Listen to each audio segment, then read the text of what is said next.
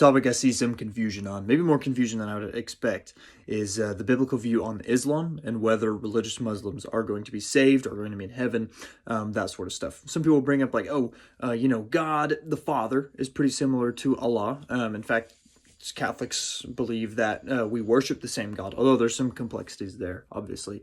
They point to people like, Abraham and Noah and Moses, all of them are in the Quran as well, and they're all recognized as prophets. In fact, Jesus, Muslims even believe that Jesus was conceived via the virgin birth and that Jesus was sinless, that he was a great prophet of God.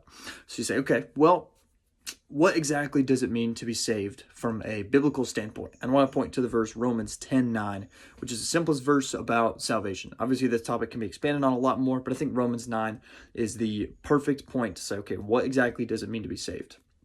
Romans 10:9 says, if you confess with your mouth that Christ is Lord and you believe in your heart that God raised him from the dead, you will be saved. So we need to take each of those 2 points, and we can start with, do Muslims believe that Christ is Lord? And the answer to that is no. They believe he was a good prophet. They believe he was sent by Allah as a good prophet, and that he did great works, possibly the greatest prophet besides Muhammad, but they do not believe that he was God.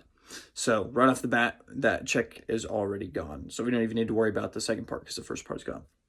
So that means that religious Muslims who follow the Quran diligently under the Christian view are not saved.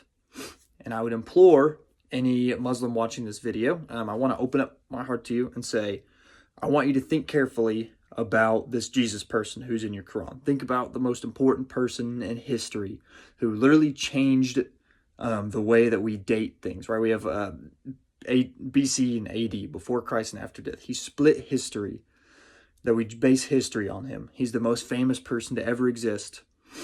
To have 4 biographies, Matthew, Mark, Luke, and John, written about you in the first century AD is unheard of. Only Caesar was the only other person at that time who had 4 biographies written about him. And so I ask you, when you look at the Bible and when you look at verses like John 8:58, John 1:1, Mark 2, where Jesus forgives sins, I want you to think, am I wrong about Jesus? Because eternity is a long time to be wrong. And I implore you to study this and to say, was Muhammad right about this, or should I follow Jesus instead?